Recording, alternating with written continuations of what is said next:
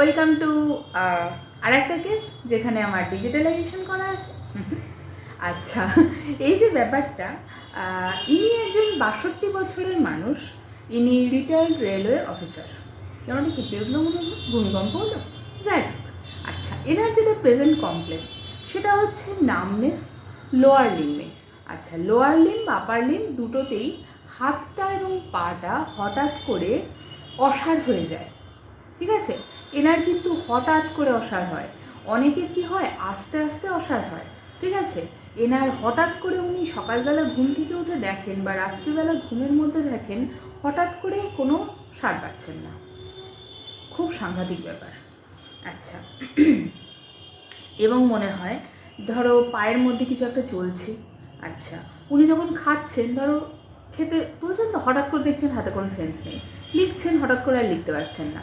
আমার নিজের কথা কখনো কখনো এই কেসটাতে আমার মনে পড়ছে। আচ্ছা, আমার কিন্তু হঠাৎ করে হতো না, আমার আস্তে আস্তে হতো। ঠিক আছে, যেটা খুব কমন, অনেক রুগীর এরকম দেখা যায়। কিন্তু হঠাৎ করে তুমি কাজ করতে করতে হঠাৎ দেখছো তোমার আর কোনো সেন্স নেই, দিস ইজ ডেঞ্জারাস। আচ্ছা আচ্ছা, এবার কি হলো, এটা হচ্ছে ওনার প্রবলেম। ওনার একটা ব্যাপার ছিল, যেটা আমি আবার আমার জোনে ঢুকে যাচ্ছি, সেটা হচ্ছে ওনার একটা নেশার ব্যাপার ছিল। আচ্ছা, কিসের নেশা ছিল? Smoking, tobacco chewing and alcoholism. মানে উনি বিড়িও খেতেন, সিগারেটও খেতেন, কিছু চিবানো মানে তামাক চিবাতেনও, তার সাথে মদও খেতেন, এভরিথিং। ঠিক আছে, পুরো কমপ্লিট প্যাকেজ।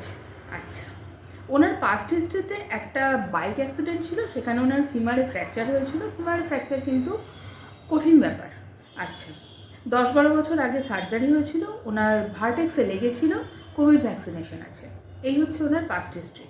আচ্ছা, মায়ের ইউটেরাইন ফাইব্রয়েড আছে, মা এখনও বেঁচে আছেন, ডায়াবেটিস মেলিটাস আছে, অস্টিও আর্থ্রাইটিস আছে, আর বাবার হাই প্রেশারের ব্যাপার আছে, আর বাবা কানে শুনতে অসুবিধা হয়।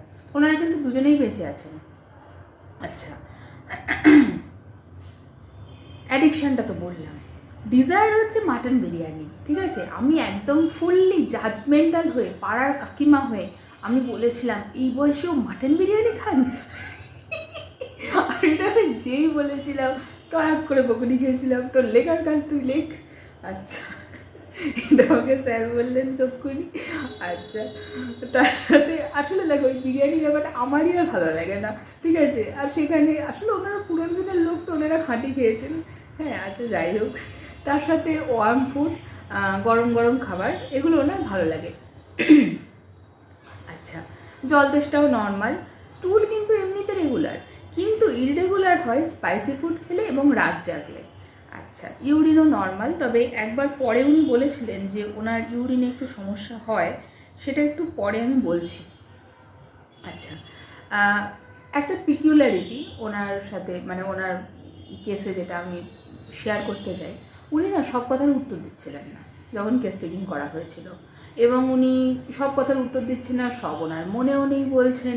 হ্যাঁ, এবং উনি না খুব তাড়াহুড়োতে, যে এত জিজ্ঞাসা করার কী আছে, যেটা আপনাদের মধ্যে অনেকেরই হয়, এত জিজ্ঞাসা করার কী আছে, এসেছি এই সমস্যা বলেছে, ওষুধ দিন চলে যাব। ঠিক আছে, এইরকম তাড়াহুড়ো।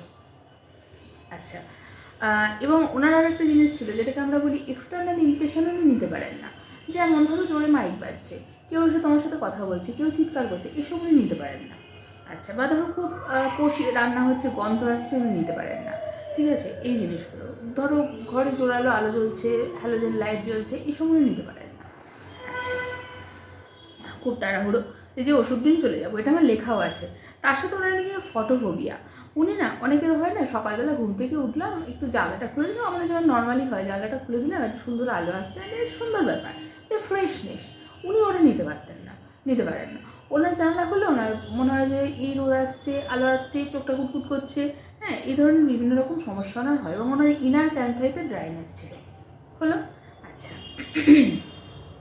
হ্যাঁ, এবার আমি ইউরিনের যেটা বললাম আগেরবার, মানে একটু আগে, সেটা আমি ক্লিয়ার করি। ইউরিনটা উনি বলছেন ওনার এমনি তো ভালোই হয়, ওনার যখন মানসিক চাপ থাকে, ওনার যখন ধরো উনি তো রেলওয়ে অফিসার, ধরো যখন বিভিন্ন ধরনের কাজের চাপ থাকতো, তখন ওনার বারবার অল্প অল্প করে ইউরিন হতো, বারবার মাঝে মাঝে ইউরিন পেতো। ঠিক আছে, আচ্ছা, ইনএফেকচুয়াল আর্জিং ছিল, মানে বারবার পেতো, একটু হতো বা কখনো হতো না, কিন্তু যেতে হতো, মনে হচ্ছে এই পেয়ে গেল। আচ্ছা, ওনার একটা কোমরে ব্যথা ছিল যেটাতে উনি খুবই বিরক্ত ছিলেন, কিন্তু ওটাতে কোনো মানে এক্সরে রিপোর্টে কোনো অ্যাবনর্ম্যালিটি পাওয়া যায়নি ফাংশনাল লেভেলে। আচ্ছা, এবার যেটা বলি, আর একবার বলি, যেটা ওনার আবার মানে যেটা উনি ভালোভাবে ওনার যেটা কমপ্লেন সেটা হচ্ছে sudden loss of power of limbs, হলো? আচ্ছা, ওই জন্য সকালবেলা ঘুম থেকে উঠে উনি অনেকক্ষণ বসে থাকতেন। ওনার মানে উনি তো মানে জানতেন যে একটু পরেই আমি অসাড় হয়ে যাব, তার থেকে আমি একটু বসে উঠি, এরকম একটা ব্যাপার হয়ে যেত। সকালবেলা উঠে উনি পট করে মানে উঠে পড়তে পারতেন না, হলো? আচ্ছা, তার সাথে ওনার যেটা সমস্যা ছিল, যখন ওনার পায়খানা পরিষ্কার হতো না, ঠিক আছে, তখন ওনার কি হতো না, এইখানটা, এই যে স্ক্যাপুলার নিচটা, এইখানটা ওনার যন্ত্রণা করতো। আচ্ছা, তার সাথে ওনার কানে চুলকানি ছিল। আচ্ছা, ওনার এই যে এতগুলো সমস্যা বললাম, এই অসাড় হওয়া, numbness and all, tingling sensation, এগুলোর জন্য সবাই মোটামুটি প্রথমে নার্ভের ওষুধ খায়, নিউরো মেডিসিন শুরু করেন। তার ফলে তারপরে ওনার সাফারিং বেড়েছিল। অনেকেরই হয়, এটা সহ্য হয় না ওগুলো, ঠিক আছে, সাফারিং বেড়ে যায়। আমাদের এরকম আরও একজন ছিলেন, আমি পরে কোনো একদিন শেয়ার করবো, ওনারও আর ওষুধ লাগে না, ওনার অফ আননোন কজ পা ফুলতো, ঠিক আছে, এবং উনি খুব অবাক হয়ে গিয়েছিলেন, একবারের মেডিসিনে আমি এত বছর ধরে এত ওষুধ খাচ্ছি কমছে না, একবারের ওষুধে কী করে আমার পা ফোলাটা কমে গেল, ঠিক আছে। যাই হোক, ইনারটা যেটা বলছি সেটা আগে শেয়ার করি। আচ্ছা, তো এইসব সমস্যা, তো উনি দেখছেন যে যখন উনি নার্ভের ওষুধ খেতে শুরু করলেন, ওনার সমস্যাগুলো দিন দিন আরও বাড়ছে।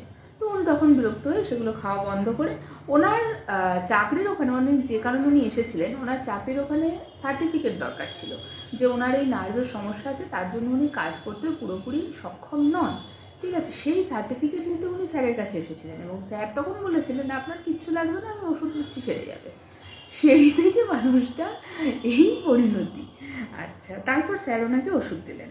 আচ্ছা, প্রথম ডোজে ওনার স্টুলটা ক্লিয়ার হলো, এই যে পিঠের ব্যথাটা বললাম, স্ক্যাপুলার নিচে ব্যথাটা, এটা কমলো, হজমটা ঠিকঠাক হলো, হাতটা ইমপ্রুভড হলো, বাট সমস্যা পুরোপুরি সারেনি, এখনও আছে। প্রথমবার 14 দিনের ওষুধে। আচ্ছা, তারপরে আবার এলেন, তারপর বুস্টিং হলো। তখন কি হলো না, উনি বললেন সকালবেলা ওঠার পর যে ওনার সাডেন একটা লস অফ সেন্সেশন হচ্ছিল, সেইটা বন্ধ হয়েছে, বাকিগুলো আছে। তারপর আবার বুস্টিং হলো। তোমরা যে ভাবো না 2 দিন খেলাম কমে গেল, আবার কেন যাবো, আবার কেন খাবো, হ্যাঁ, আর আমি তোমাদের বলি খাওয়া এটা ঠিক হচ্ছে না, ভুল হচ্ছে, কী বলবো, আর কী বলবো, ছাড়ো। আচ্ছা, তারপর ওনার আবার বুস্টিং হলো। তখন উনি দেখলেন যে ওনার সমস্ত সমস্যা পুরো কমে গেল, ঠিক আছে। 3বার বুস্টিং হলো, বুঝতে পারছো বুস্টিং মানে কি? না, বলে দেবো না, আচ্ছা বলে দিই।